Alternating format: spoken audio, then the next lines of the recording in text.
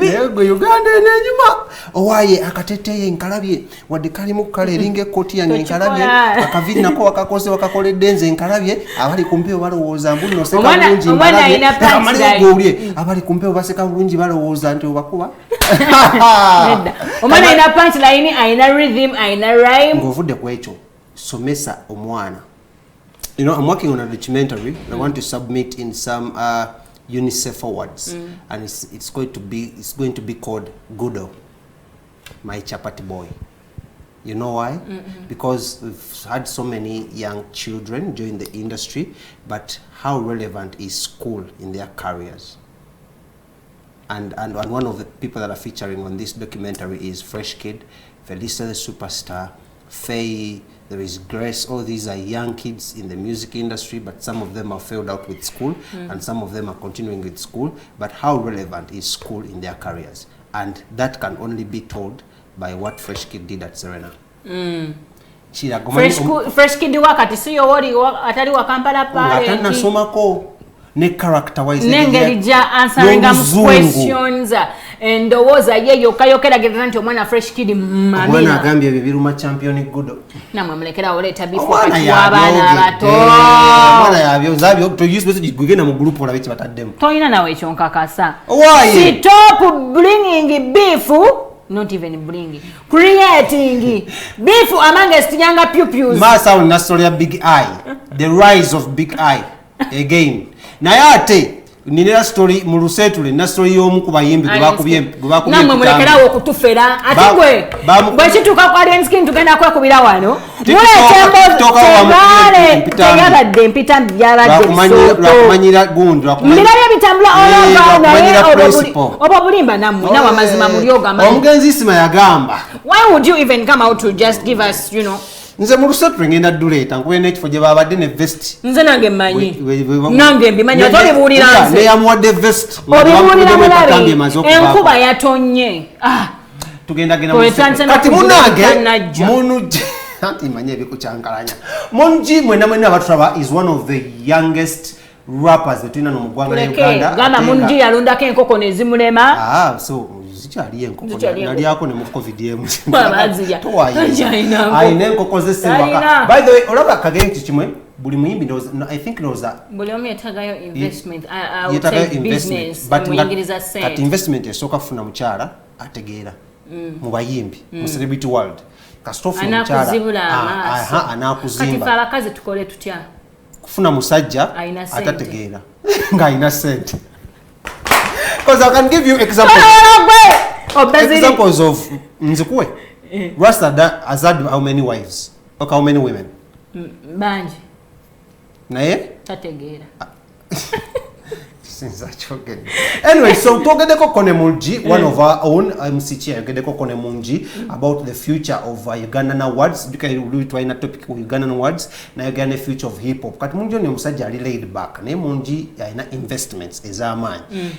Yomu kubasajja abantu batapangisa mu ggwanga lya Uganda. Demo musajja bakoze. Atenga private life yetaji exposing.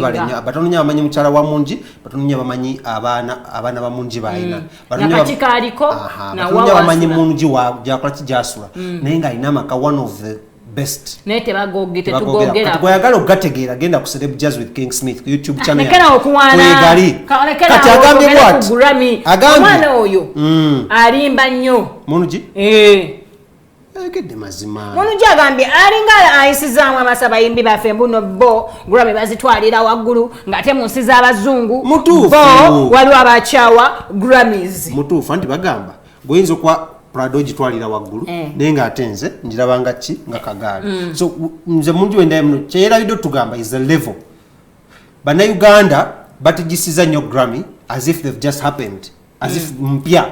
You remember the time when Good Life and Radio were nominated? You remember the time when Kenzo came and was nominated? You remember when Rayvanny won the award and Davido and Bossway Diamond Platinums didn't win the award? Ojuke yonena saga. So we need to twinengage tuno understanding amwe ebintu bino mu ngeri y'enjawulo.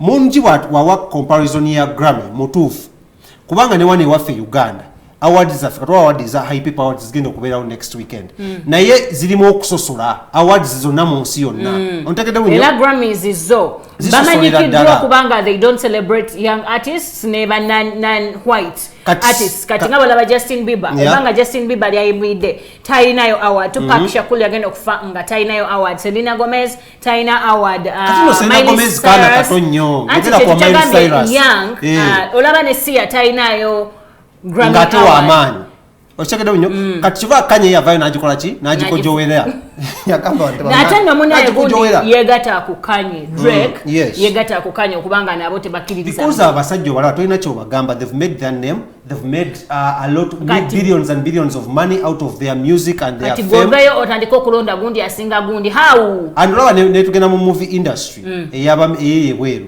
sira mulimu awards ezimu nga celebrating culture zimu for example Oscars kaba bakatandika okujja okuwa abaddugavu awards za Oscar naye lulinga tezikola ki tebabawa mulimu era award nona kati BET black entertainment batekawo ezaabwe nga balaba bali abasajja tebabakola ki tebabanominate ne bajja nga bateekateekawo ki awards ezaabwe celebrating their culture culture tegeezamu ng'egye bayimbamu hip hop music ng'etegeezamu they produce the lifestyle we banyine ng'egye banyumirwamu kati mungi wavayo nazitrashinga side zombi 50% is right 50% naye agamye okubela nominated mu abawagizi bakenzo bayinza olowooza abadde trashing akenzo but he said being nominated is good naye ng'omuntu atunulira ku impact nagamba Tupac ayina award nti nedda nagamba radio yalina teyegumya nnyo kubanga impact gyakoze teriiwo yagikola dda katugendeko award katugende wa MunG jene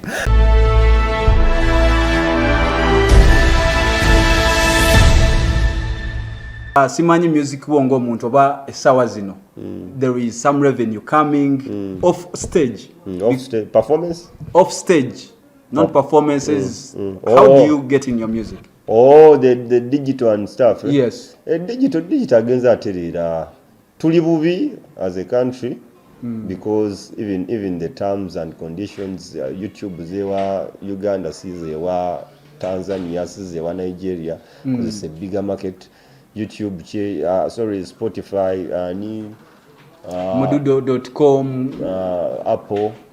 The market is treated different. Okay. But revenue kati yatandika kati omuyimbi asobola okubeerawo n'agula amafuta. Okay. Kitegeera n'agula emmotoka. N'agula ekyokulya. Nga ssente zivudde mu ki? Mu music. Mu digital. Mu digital. Naye nze nga nze. Nja kugamba sinnabatuuka ku believing nti omuntu asobola okugaggawala off of what digital okugaggawala omusajja ogamba nti oyo muyimbi mugagga you need to have shows. The most important revenue is what? Shows. Bivulu. Yes. But being nominated by the Grammys is something big. Winning bo abasinga tebagiriiko sibwe kiri just being nominated. But also these organizations katolaba US abayimbi bakyawa Grammys US because the creators feel like you people do not know what you're doing. Kanye West yakwata Grammy najifukako najireka mu toilet mwakana bageno kanonyika. He's one of the best creators ever made. Bani ababyogerako Drake takyatekayo, he's the biggest artist right now in the world. Naye omanyi lwaki ffe tulaba kyagala cause the accolade. Bro, nze sikyayimbira accolade. I want to be Bomala in a Grammys me. I don't think that I know. Tupac I know. No. Radio. Talina. Now let me tell you something, because I love music so much, radio is going to be one of the most celebrated artists in the next like 20 years. The impact, he really impacted the culture. Zenfaku impact. Gwenga Mun G banga lyokubidde. Have you had a scenario of a sugar mommy and what's your take okubeera ngo muyimbi? They about sugar mommy ola kubayimbi amazima gali they apply. They apply. Is it one source of capital government? Aba obobo muyimbi nga sugar mommy tosobola kumubulwa. Ba sugar mommy bagala bayimbi. Nye kati abasajja kinagameko mu kusooka there is something called pride. Every man is different. Every man is different.